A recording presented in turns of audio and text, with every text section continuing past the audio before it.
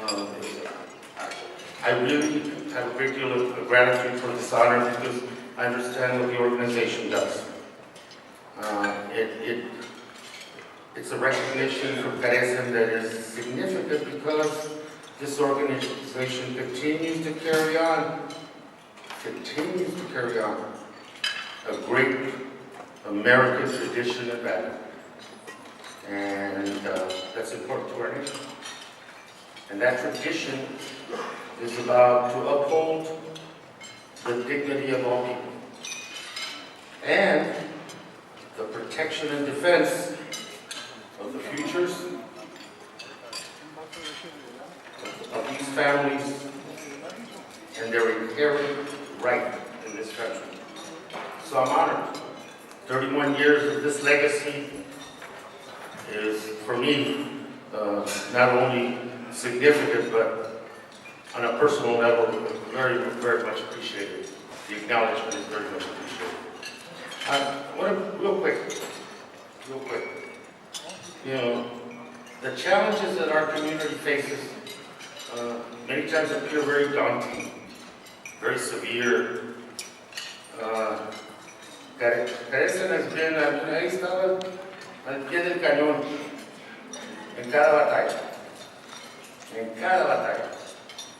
to assure that those voices in our country that are sometimes muted, sometimes silenced, that they are heard, they're heard loudly, and they're treated with respect. And to la comunidad salvadoreña, mis compañeros de Centroamérica, what Carecen has done is make sure that you know you're not alone.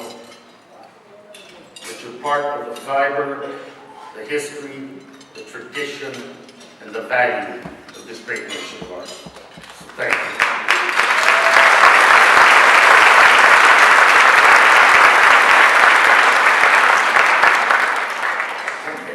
And I want to talk about this country of ours. Because this nation demands from all of us that we labor very hard to make it a more perfect union. It's not perfect, we know that. But our respect for this country requires us to keep moving it forward, to make it more perfect, and not allow it to slide backwards.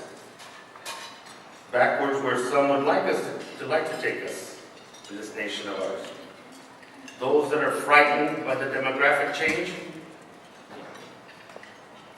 those that are frightened by the fact that the talent, the intellect, and the future of this nation rests with people that potentially don't look like you look, don't come from where you come, don't grow up the same way you did, have the fortune of speaking more than one language.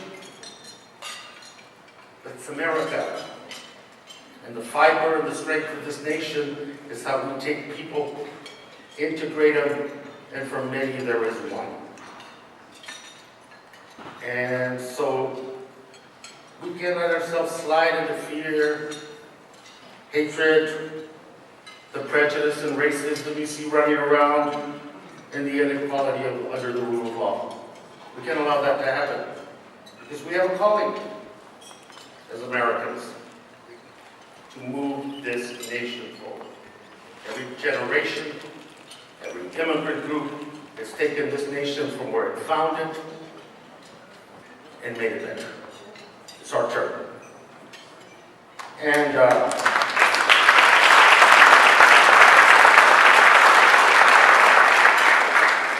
we have an interesting backdrop right now in our national politics.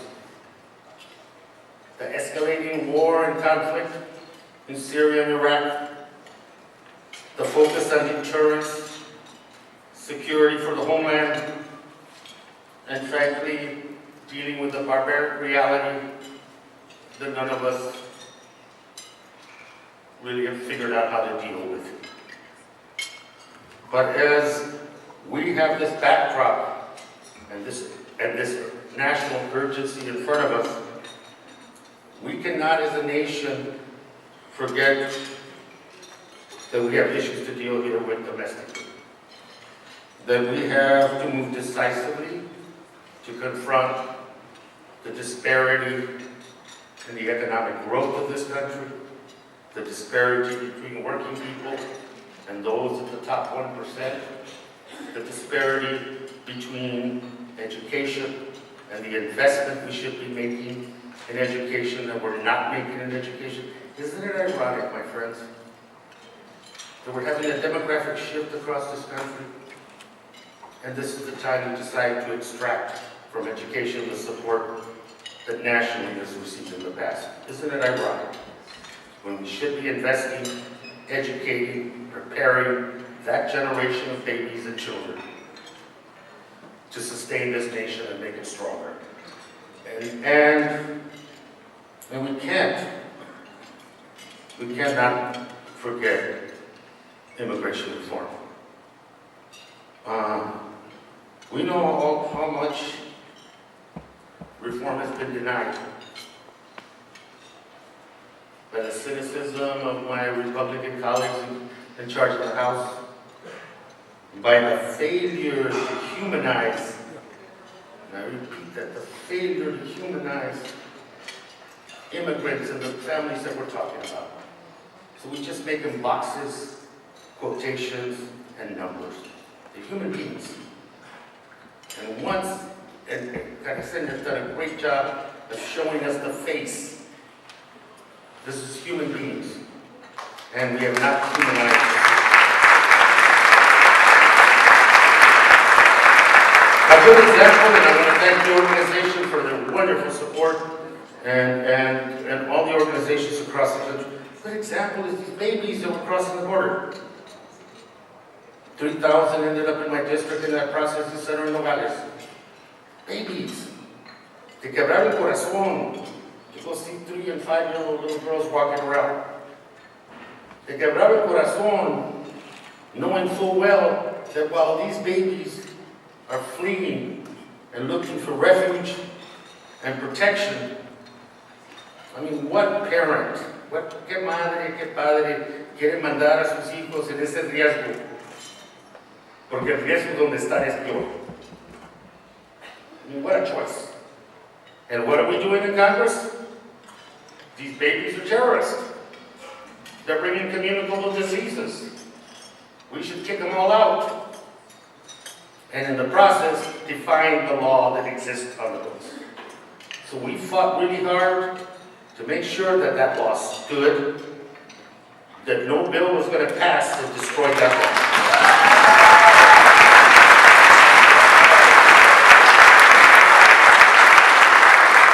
I'm going to finish now because, I'm supposed to. I got 7 minutes.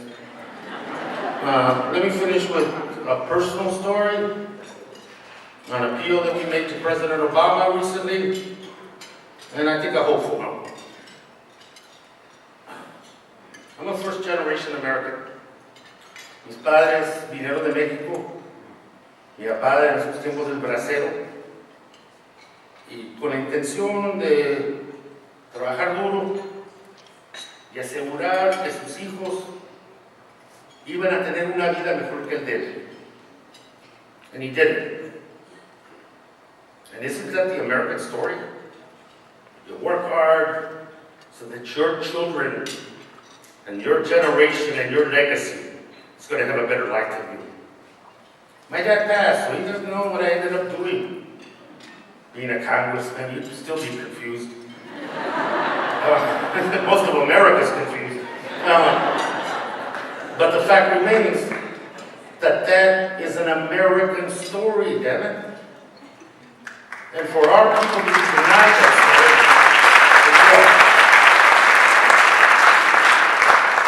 so I'm very proud of my legacy, very proud of my family. And so when it comes to immigration reform, I just don't look at it as the policy, it's personal. Very personal. 48 of us. John Lewis, Judy Chu, Chen Schakowsky, myself, originated a letter asking, and 44 of our colleagues signed it. And we did that in about 20 hours. And we would have had more names, I think. We asked the President una cosa muy sencilla. Mr. President, the first family needs to sit down and meet with the families that we've devastated with the deportation policy. The first family has to sit down with these families, with the children and the spouses left behind, to deal with the consequences for two very important reasons. Mr. President, it is important that this gesture reaffirm the role of immigration and immigration reform in this administration and in this country. Number two, we trust you, Mr. President, but we need it verified and we need it reaffirmed. That we are not going to have another delay, we are not going to continue to waste time, and we are not going to continue this agonizing policy where the only option left, Mr. President, is the option you have. Executive order, administrative relief. There is no other option. And so let's get this option done. Let's reconnect with each other and go on to the bigger battle where we can codify a fair and just immigration law into federal law so it will stand the test of time. Until then, let's do this.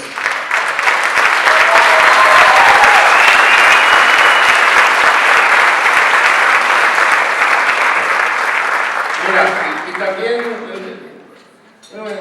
nuestra gente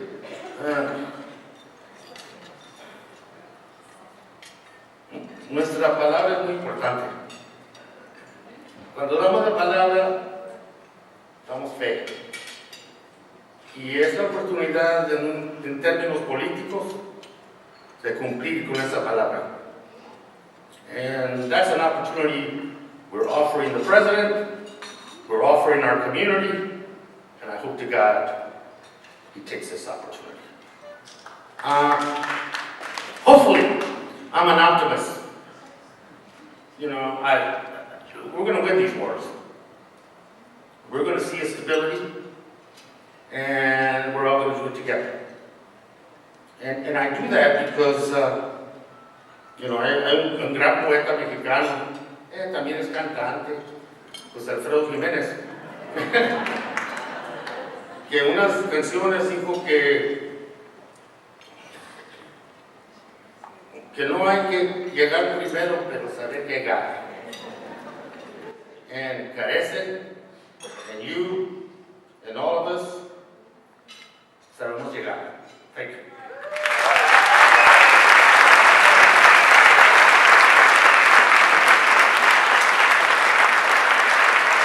Un aplauso for the Congressman.